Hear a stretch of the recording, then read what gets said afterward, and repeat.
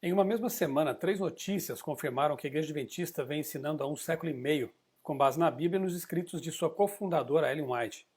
O consumo de carne vermelha e carnes processadas foi classificado como potencialmente cancerígeno para os seres humanos pela Agência Internacional de Pesquisa do Câncer, a IARC, órgão ligado à Organização Mundial de Saúde, a OMS.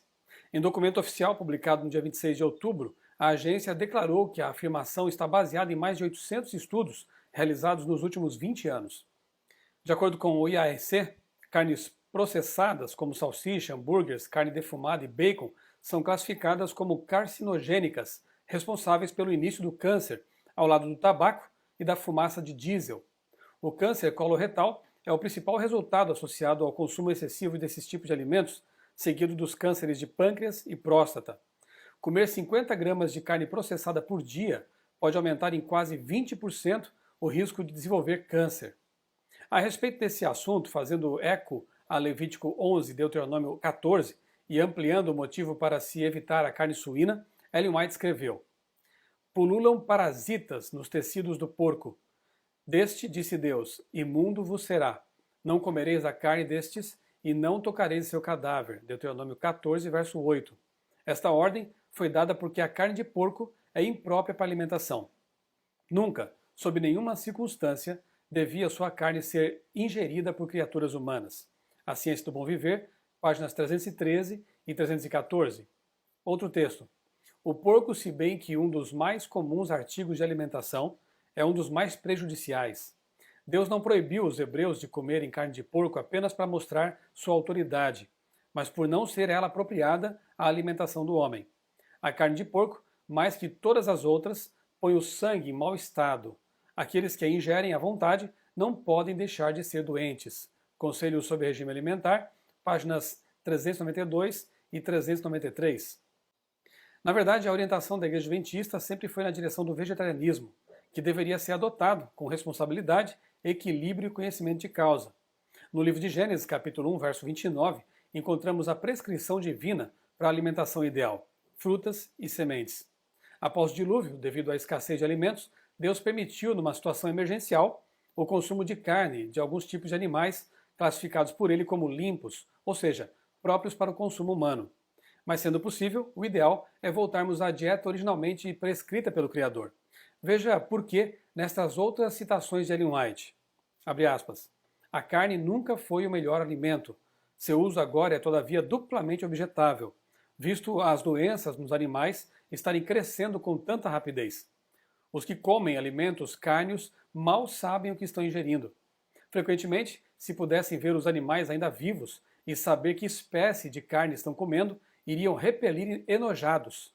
O povo come continuamente carne cheia de micróbios de tuberculose e câncer. Assim, são comunicadas essas e outras doenças. A Ciência do Bom Viver, página 313. Outra ainda.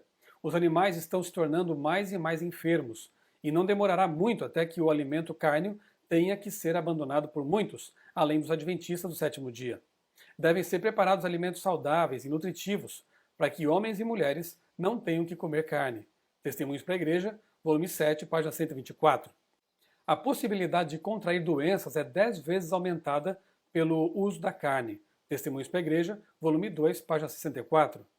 Segundo a luz que Deus me deu, a predominância do câncer e de tumores é em grande parte devida ao uso abundante de carne de animais mortos. Conselho sobre Regime Alimentar, página 388. Outra notícia que confirma as orientações divinas tem que ver com o uso do queijo. Uma pesquisa realizada com estudantes de uma universidade norte-americana para determinar se há alimentos que causam dependência concluiu que, de fato, existem alguns mais viciantes que outros. A pizza ficou em primeiro lugar e o responsável é o queijo.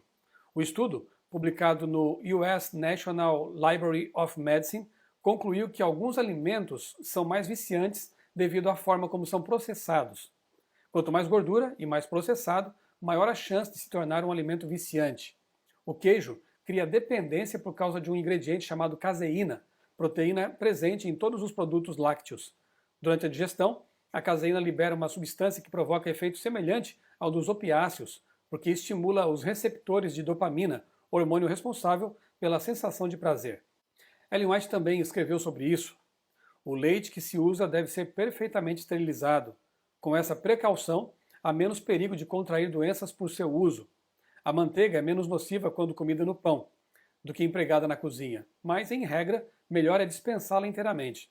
O queijo é ainda mais objetável, é totalmente impróprio como alimento. A Ciência do Bom Viver, página 302. Os tradutores da Alemanha queriam saber se o queijo mencionado por Ellen White incluía qualquer tipo de queijo. A pergunta chegou às mãos do pastor William White, que a respondeu assim: em resposta à sua carta de 7 de março, digo-lhe que tenho estudado fielmente as perguntas que o senhor me fez. Minha mãe leu sua carta e, de acordo com suas instruções, sugiro-lhe o seguinte para o livro A Ciência do Bom Viver, edição em alemão, na página 302, segundo parágrafo, últimas duas linhas. O queijo forte é ainda mais objetável. Mais uma vez, um texto escrito há 150 anos, por alguém que não possuía estudos formais em medicina nem nutrição, está plenamente de acordo com as pesquisas feitas em nosso século. E por fim, notícia publicada no jornal O Globo revelou que cortar o açúcar pode melhorar a saúde em 9 dias. Na verdade, não é novidade que o açúcar é um grande vilão da saúde. Numa reportagem especial publicada em sua edição de 30 de agosto de 2006, a revista Veja informou o seguinte: o problema do açúcar é que ele é 100% caloria, sem valor nutricional. Quando consumido regularmente, em grande quantidade ou puro, ele deflagra uma série de reações bioquímicas que podem levar à obesidade e esta à hipertensão, ao diabetes e até alguns tipos de câncer. Sobre o veneno branco, Ellen White escreveu: sento-me com frequência à mesa de irmãos e irmãs e vejo que eles usam grande quantidade de leite e açúcar. Isso obstrui o organismo, irrita os órgãos digestivos e afeta o cérebro. E segundo a luz que me foi dada, o açúcar, quando usado abundantemente, é mais prejudicial que a carne. Ciência do Bom Viver, página 328. Vale a pena seguir as instruções de Deus e não deveria ser necessário esperar que os cientistas dissessem a mesma coisa para então começarmos a crer. As pedras estão clamando. Vamos ouvir?